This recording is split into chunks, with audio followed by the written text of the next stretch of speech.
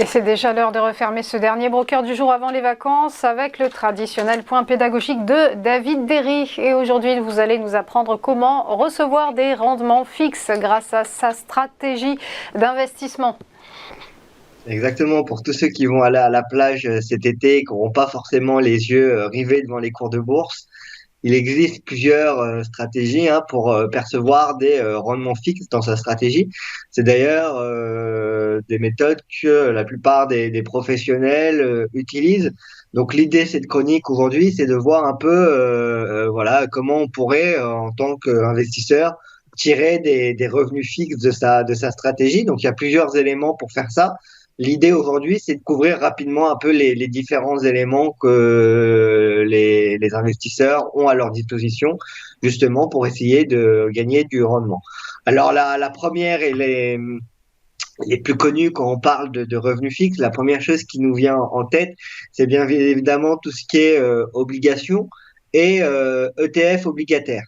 Donc, à la différence d'une action, une obligation, vous allez prêter votre argent et en échange de l'argent que vous allez prêter, vous allez retrouver un rendement fixe, donc un taux d'intérêt sur l'argent prêté. Il existe différents types d'obligations. Ça peut être des obligations d'État, ça peut être des obligations d'entreprise. Dans tous les cas, ça va vous permettre de tirer un rendement. Alors, si on regarde comment ça fonctionne sur eToro, vous allez voir, là, par exemple, vous allez avoir différents le 10-year US. Donc là, vous allez vous exposer au bon du trésor sur les 10 ans américains et vous allez pouvoir trouver comme ça différentes échéances, le 5-year US, etc. Mais aussi des ETF, des ETF obligataires.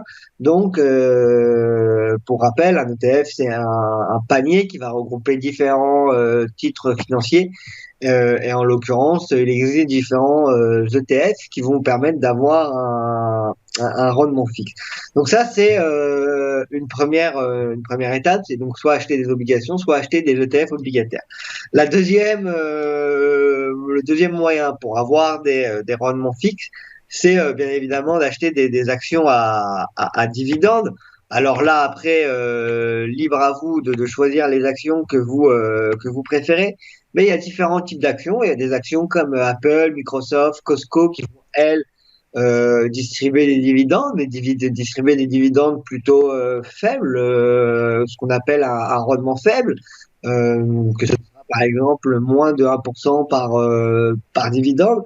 Et puis ensuite, on va avoir différents types de profils dans les entreprises qui versent des dividendes. Donc, on va avoir des grosses entreprises qui versent un dividende plutôt faible. On va avoir des entreprises qui versent des gros dividendes et qui essayent de gagner leur actionnariat vraiment sur l'intérêt du dividende. On peut penser notamment à Altria, qui est la société mère de Marlboro, qui, elle, offre par exemple un dividende qui s'élève aux alentours de 8%. Et puis ensuite, on a des entreprises qui grossissent leurs dividendes mois après mois, enfin trimestre après trimestre plutôt.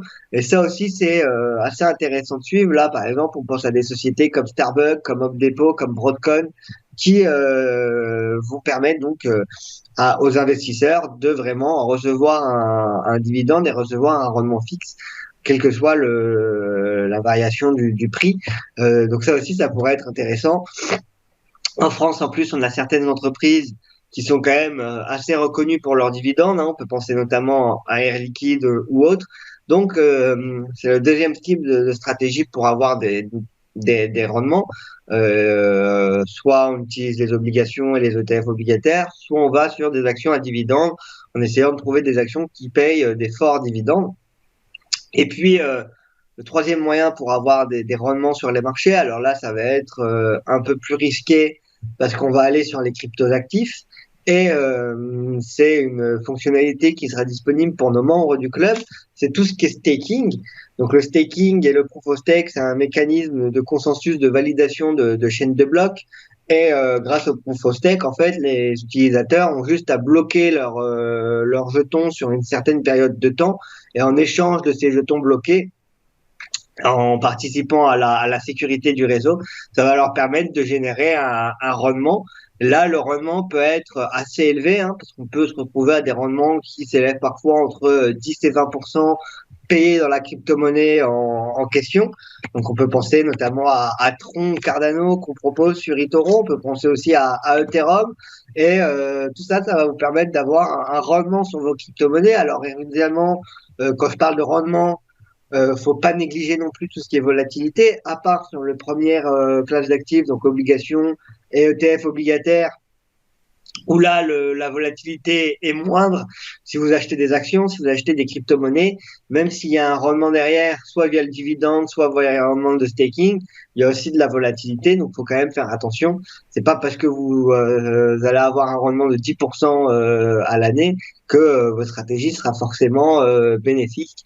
Donc il faudra bien faire attention à ça. En tout cas, c'est les trois grands moyens pour essayer de mettre du rendement dans sa stratégie. Donc je les répète les trois. La première, c'est tout ce qui est obligations et ETF obligataires. La deuxième, c'est tout ce qui est actions à dividendes, notamment des actions à fort dividende avec des dividendes qui continuent de grossir et d'augmenter année après année. C'est plutôt des signaux positifs. Et puis la troisième stratégie pour avoir du rendement, cette fois-ci sur les crypto-monnaies, c'est de faire du staking. Nous, chez eToro, on propose les trois types d'actifs et on propose aussi les rendements de staking pour tous nos membres du club.